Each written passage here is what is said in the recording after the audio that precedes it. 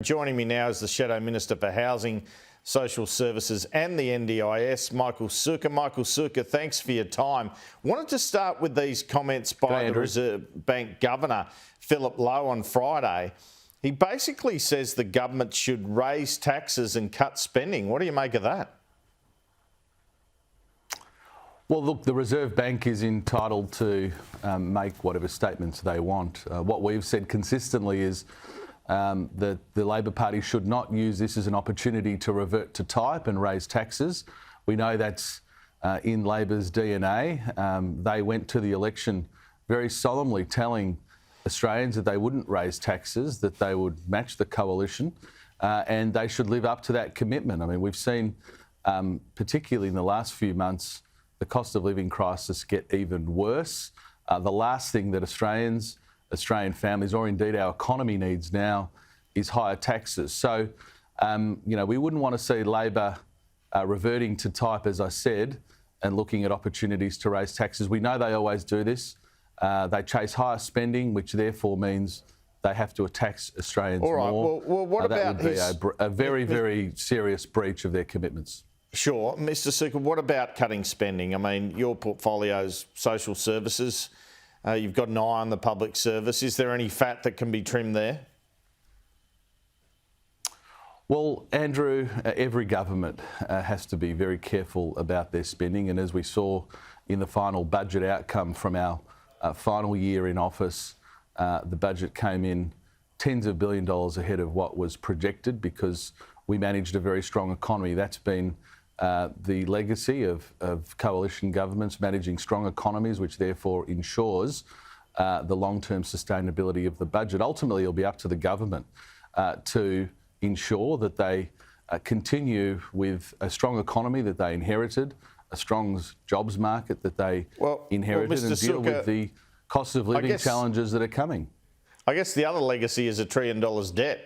And the government says they don't have much to show for it, or you haven't given them much to show for it.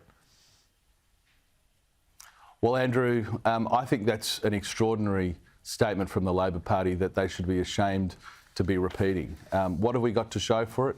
Hundreds of thousands of Australians who kept their jobs, hundreds of thousands of Australians who received JobKeeper payments. I mean, every time the Labor Party say we have nothing to show for it, they're essentially saying to all Australians who sought assistance and required assistance from the government during the pandemic that was wasteful spending. Well, I challenge the Treasurer to go out and tell those JobKeeper recipients that they've got nothing to show for that spending.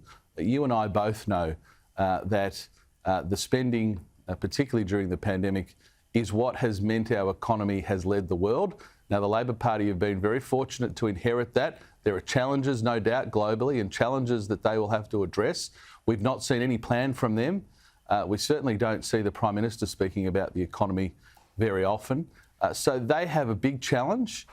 Every government, indeed, has challenges in any budget. I suppose we're not seeing any plan, any structured plan, certainly, for how we maintain that strong economic growth, but also put downward pressure on cost of living and also ensure that inflation doesn't continue to run away from us. Because, again, if Labor reverts to type and taxes more and spends more, that will just fuel inflation even further. All right. Well, Philip Lowe also said he thought house prices could drop 10%. What do you make of that? Well, look, he wouldn't be the only person making that observation. We've obviously seen strong house price growth in recent years, and I try not to comment too much on the ups and downs of the market other than to say that the Australian housing market has been extraordinarily stable over a long period of time. There'll be times where there's growth and where it plateaus. Obviously, the former coalition government invested very heavily, particularly in first home buyers, to ensure that that cohort of people coming through that you were speaking about at the beginning of the program have a genuine opportunity to purchase a home. We saw first home buyers under the coalition go from about 100,000 a year to 170,000 a year, which was quite an extraordinary achievement. So obviously Australians, as their single biggest asset in most cases, keep a pretty close eye on the property market, but we've got a strong banking system, we've got integrity within our market more broadly, and so I'm always pretty bullish about the Australian property market over the long term, noting that there'll be times where it grows strongly and other times where it plateaus. You tweeted recently, I just want to move to the NDIS now. You tweeted recently, Bill Shorten has been diagnosing problems with the NDIS but has not been doing anything to fix them. So what do you want him to fix? Well, the minister really raised expectations prior to the election, particularly around those people who were seeing reviews to plans, those who were challenging plans in front of tribunals. Indeed, we've seen very recently the plight of those who are stuck in hospitals because they're unable to be discharged into housing. And we've seen from the minister a lot of diagnosis of these problems and noting that these problems exist, but almost acting as though he's still in opposition and unable as the minister to make any changes. So I suppose the point of that tweet, Andrew, was it's great to see a minister acknowledging problems that are emerging even more under his watch, but it's not just his job to diagnose problems, it's actually his job to fix them. So that was the point of that tweet. There's been a lot of complaint that NDIS isn't for over 65s. There's a class action reported this morning to be aimed at that. What's your view on that?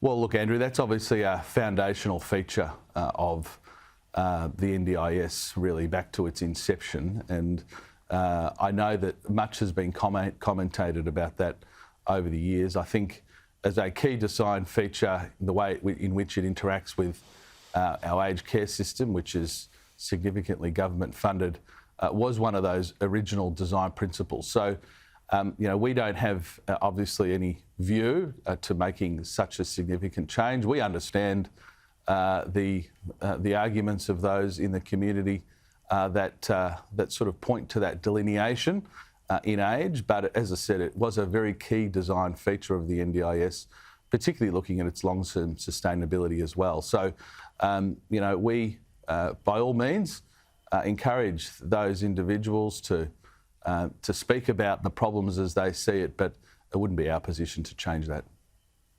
Wanted to ask you now about the passing of the Queen. What do you think this means to Australians? Well, I think, Andrew, for most of us, including yourself and I, this is the only monarch we've ever known. And when you look at how rapidly the world has changed in our lifetime, indeed over 70 years of her reign, she's been a touchstone, a sort of a constant in all of our lives. And I think that's really represented a big part of the outpouring of grief. I also think there's a view amongst Australians that we are very fortunate to have the constitutional arrangements that we do. We look at many nations around the world, including other democracies, I might add, and look at some of the problems and gridlock that they face.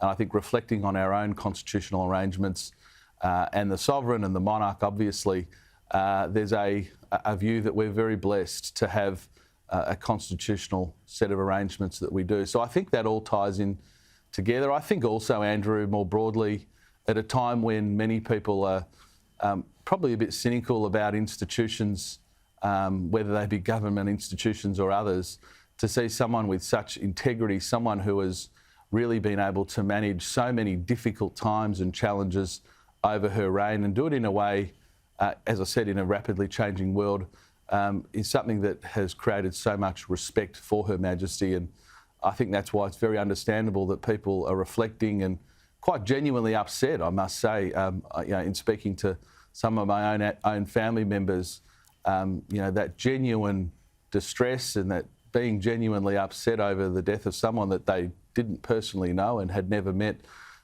is quite an extraordinary thing. And I know hundreds of millions of people are feeling that around the world. Just a couple of questions now, nearly out of time. Are you someone who would be sympathetic to the idea of a republic going forward? A lot of politicians are in this boat. Oh, look, Andrew, I don't think now's really the time to be canvassing it. I think my views are on the record on these matters as having sympathies in that way, but I also do believe that our constitutional arrangements are so strong, so stable that that they're something that we should treasure and something that we should defend. But certainly between now and the funeral of Her Majesty, I think the focus being on her service and being thankful to her is really where we should be devoting our energy. At the beginning of the program, I spoke about research which shows that in terms of a proportion of the population, millennials are replacing boomers. There's more millennials in the electorate. Do you see this taking politics to the left? Do you see this as a challenge to the Liberal Party? Does this mean housing affordability and climate change really climb as issues from here on? No, I don't think it does take politics to the left. I mean, in the end, it's not a surprise to anybody that over time the proportion of baby boomers will shrink and Gen X and millennials and others will grow.